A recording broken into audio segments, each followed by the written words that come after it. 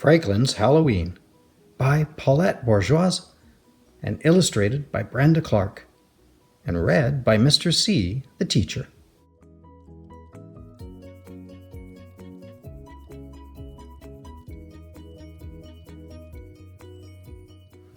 Franklin could count by twos and tie his shoes. He knew the days of the week, the months of the year, and the holidays in every season. Today was October 31st. It was Halloween. Franklin could hardly wait for tonight's costume party. Everyone would be there. Franklin and his friends had talked about the party for weeks. There would be games, prizes, and even a parade. Best of all, there would be a haunted house. "I think there'll be bats and spiders," said Franklin. "And skeletons," added Beaver. Rabbit shivered. "My sister says she saw a real ghost in there last year."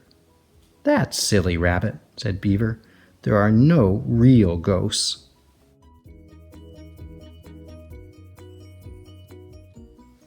All of Franklin's friends were excited because of the costume contest. Franklin wasn't sure what he was going to wear. He'd tried on everything in his dress-up trunk, but nothing seemed quite right.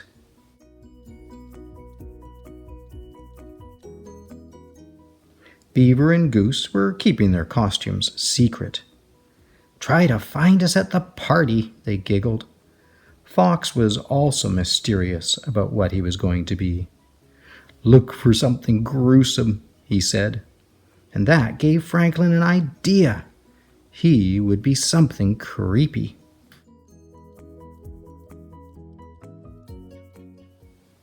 It took Franklin more than an hour to make his costume. As soon as it was done, he sneaked up behind his father and tapped him on the shoulder. "Trick or treat," said Franklin. "Ah!" gasped his father. "Who are you?"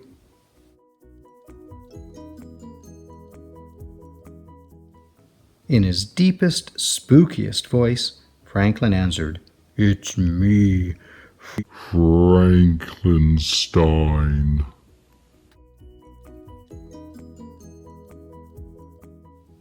On the way to town, Franklin tried to guess who was inside each costume. "At least I don't have to worry about finding Bear," said Franklin. "He's always a ghost."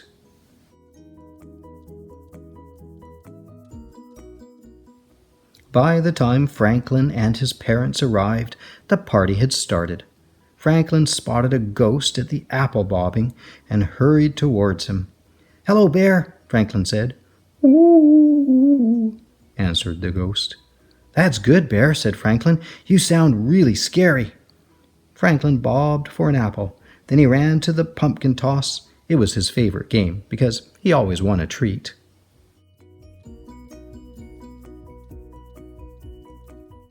Franklin's bag was almost full by the time the judges announced the costume contest.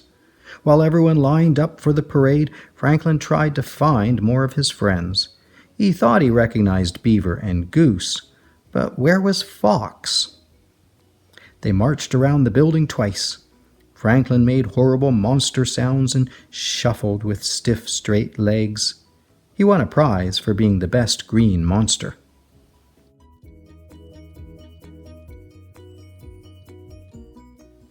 There was only one more thing to do. Go into the haunted house. "You first," said Beaver, pushing Franklin towards the door. It creaked open. A skeleton rattled. Chains clanged. There were moans. Franklin stepped on something crunchy. Suddenly, a big, hairy hand reached out in the darkness. Franklin's heart beat hard and fast, but before he could scream, a light was flicked on.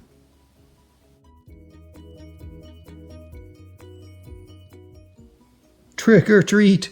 shouted Mr. Mole. Franklin looked around nervously, and then he laughed. The hairy hand was only Mr. Mole's mop. "Here's a treat for braving the haunted house," said Mr. Mole. "A ghost came before you. He got so scared he flew away." "But Bear can't fly," said Franklin. "Oh, it wasn't Bear," explained Mr. Mole. "Bear is homesick with a nasty cold." Franklin shuddered. If Bear wasn't the ghost, then who was? He ran back to his friends who were waiting in line for the haunted house.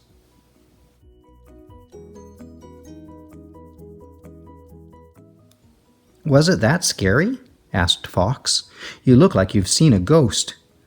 "Maybe I did," said Franklin. He told them what Mr. Mole had said. "You mean that Bear was never here?" asked Beaver. Franklin shook his head. "The ghost flew over them. It swooped low and called, 'Whoo!'" Rabbit twitched. "So what is white, says 'who,' and flies?" "A real ghost," answered Goose. "Run!"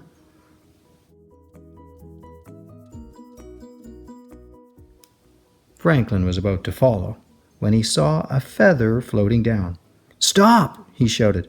"I think I know who the ghost is." Franklin showed them the feather. "Look, it must be Mr. Owl." Even Rabbit giggled when he realized the trick their teacher had played.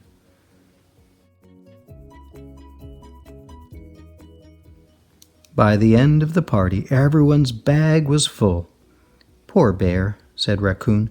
"No treats for him." "We could share our treats with Bear," suggested Franklin. All the friends agreed. They each put some treats into a bag. Then they walked to Bear's house and left the bag on the doorstep. "Trick and treat," they called.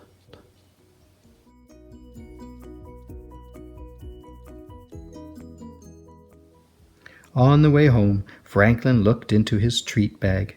"Goodness," said his mother, "you have enough there to last until next Halloween." "Maybe," said Franklin, sampling a few, but secretly he hoped the treats would last until the end of the week.